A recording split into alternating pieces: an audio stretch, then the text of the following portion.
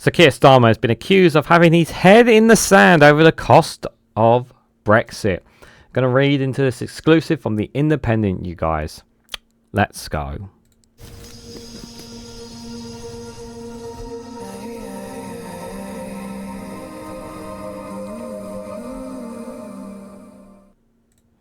Good morning, good afternoon, good evening, wherever you are in the world. This is Reganelite here with an exclusive from The Independent with the headline that Starmer has been accused of having his head in the sand over the cost of Brexit.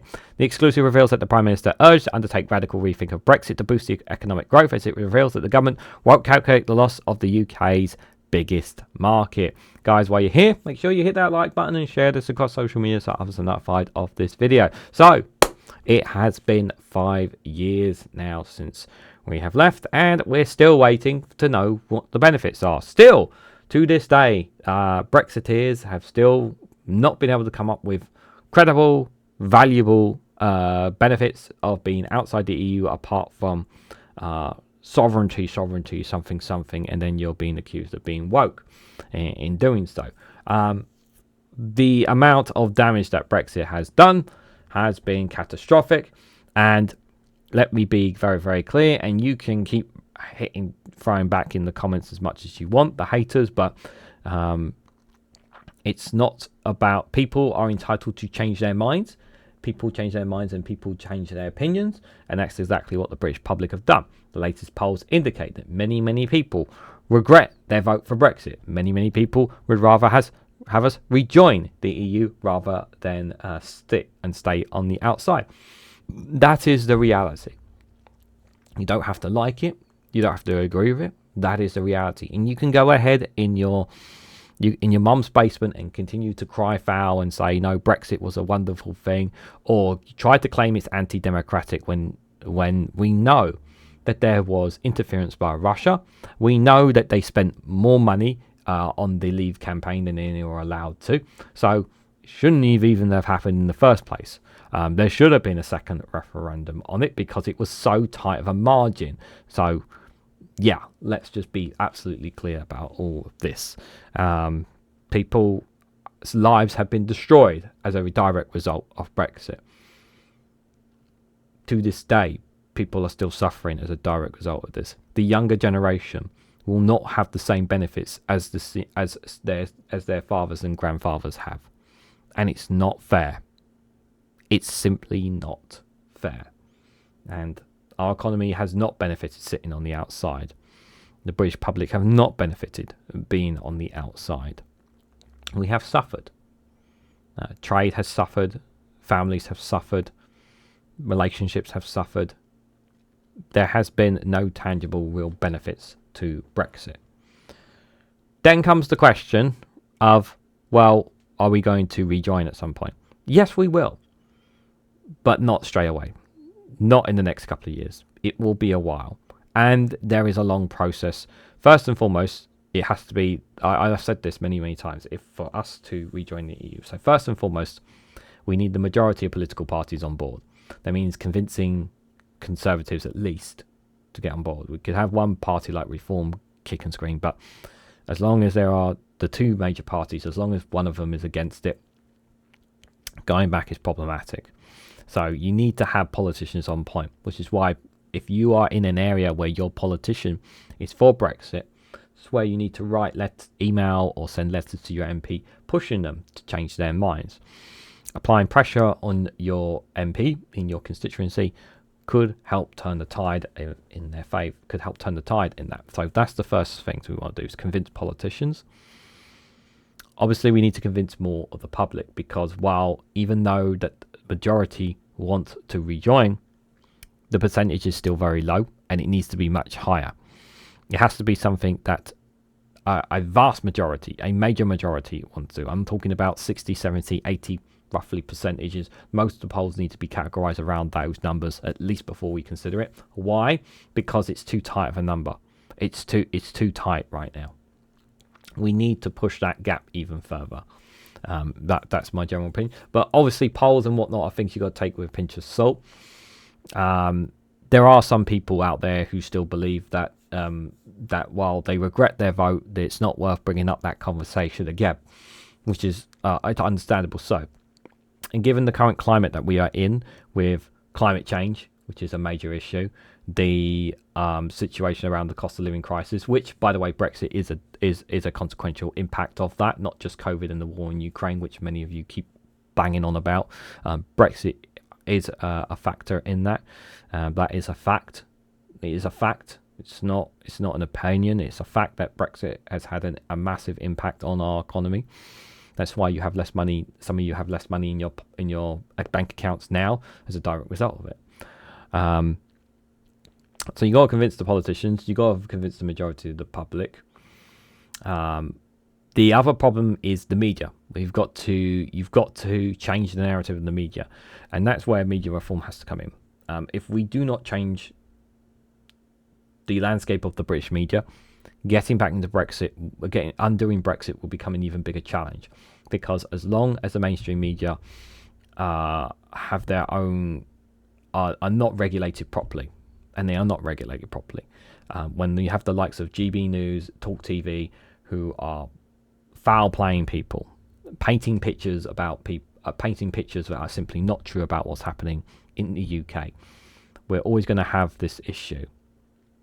And even tabloids as well, where people will be misled down the wrong paths, and we've got to be able to call out the BS that they do, and not enough of it is being done. The government aren't doing enough when it comes to media regulation, and until we get a grip on media, yes, electoral reform as well needs to be done. I agree, for those in the comments, but if you can't get the majority of political parties and politicians on board, if you can't get a major majority of population on board, if you can't change the media's narratives and regulations to get them on board, we can't rejoin, because there will just be too many barriers put in front of us. So it's all well and good saying, I'm all for the rejoin, for rejoining and getting back into single market and customs union and whatnot. I'm all for all of it, guys. But I'm also realistic. I know where we are situational wise. I understand that it may take 10, 20, 30 years. But unless we start making the changes that we need in the UK as a whole, we're not coming out of this. This is the reality that we are in. And I know it sucks. And I know many people want that change now. But I'm also a realist as well. And I do believe that before the end of my time, we will be back in the EU. It's just a matter of when, not if, on that. So Keir Starmer has been accused of having his head in the sand over Brexit, as figures show the UK is consistently worse off 5 years after leaving the EU. The Prime Minister has been urged for a radical rethink of the Brexit reset to drive economic growth as he prepares to open his negotiations at a dinner with EU leaders on Monday. Written in the independent Lib Dem leader Sir Ed Davey today, called for the government to drop its red lines on an EU customs union to strengthen our hand with Donald Trump. They can't. It would be seen as a betrayal. Like, yes, they should go one step closer, but you can't just rejoin. It's not as simple as that, as he puts it. Following the inauguration, he said the PM had to acknowledge that the circumstances had changed, and he also accused Labour and the Tories of a conspiracy of silence over our relationship with Europe. Already, Sir Keir has been criticised for a lack of ambition with his negotiations, apparently ruling out simple measures like creating a youth mobility scheme and setting up red lines of not rejoining the EU or its single market. And serious concerns have been raised that the Labour government has failed to properly acknowledge the impact of Brexit after a written parliamentary answers revealed Sir Keir has refused to carry out an audit on the economic dangers of the withdrawal so far. This is one of the most infuriating things. Like, the impact assessments of Brexit have not been fully looked at. Like, this should be a given. We should be looking at this, and this would help convince a lot more people as well as politicians, if we carried such a thing out. This needs to be done, and we have both governments just will not call this out for what it is. Also writing in the Independent today, the former Tory Minister Dominic Greaves and ex-Green leader Caroline Lucas, the joint chairs of the European Movement UK, has called on the Prime Minister to seek associated members for the UK in the bid to redefine its place within the continent. Greaves and Lucas has warned that the European Union is evolving, and with the risk presented by Donald Trump from an emboldening far right and trade wars rolling back on climate commitments and undermine materialisation, the urgency to accelerate the transformation has never been greater. France, Germany proposals to reform and expand the EU outline a flexible multi-tiered structure with concentrated circles of integration even at its core. It envisions additional tiers of candidate countries such as Ukraine and its Western Balkans, and offering associated members for partners. Including for now the UK, this presents an opportunity for Britain to rebuild trust, foster closer cooperation, and redefine its place within the continent. The British Chambers of Commerce, the BCC, has also called on the government to use the planned EU reset to help drive economic growth, warning there is no time to lose. It's a review, guys. Let's be very clear about this.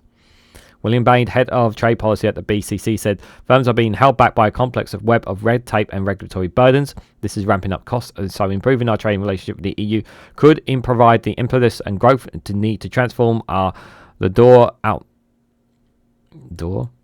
outlooking that many are facing. Meanwhile, Sir Keir's government has been accused of negligence after it refused to estimate the official cost of the Brexit to the UK economy. In nearly 5 years, well, it's 5 years now, after Britain's exit from the European Union, critics and ministers were putting their heads in the sand over damage caused by the loss of the UK's biggest market. And they accused Sir Keir of lacking confidence in his flagship Brexit reset with other EU countries, following the claim that it has so far achieved little. There has been suggestions that Brexit could be costing the British economy an astonishing £100 billion a year, but the Treasury has refused to audit the overall cost. Asked if the government would estimate the impact of the UK's exit from the EU, the Shadow Chief Secretary to the Treasury, Darren Jones, said, "No, the government is focused on resetting the relationship with the EU, and we will support economic growth, the central mission of government." Former Deputy Prime Minister Lord Heseltine said the government may be reluctant to do an assessment because it would force them to reappraise our position and hasten our return to membership of the European community. Stephen Gellin, the SNP MP who asked the question, said Brexit was one of the biggest shocks to have hit the UK economy. It is extraordinarily negligent not to understand how those changes are affecting our economy. He said the UK's exit continues to impact every sector of the economy. Calling it a hard Tory Brexit was a folly that has been bad news for us all. That Labour has continued that damage defies belief. To refuse to carry out economic analysis underlines the lack of confidence that the government has in its own policy. Naomi Smith, the chief executive of pro-EU campaign group Best for Britain, said, "It is likely we will never know the full extent of the damage, not just to our economy, but the opportunities for young people, relationship, life plans and cultural exchange.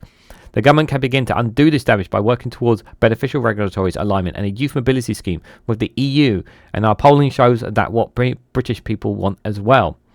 Emma Kang's Deputy Chief Executive of the European Movement UK said, "It's time for ministers to stop sticking their heads in the sand over the damage Brexit continues to wreak on our UK economy."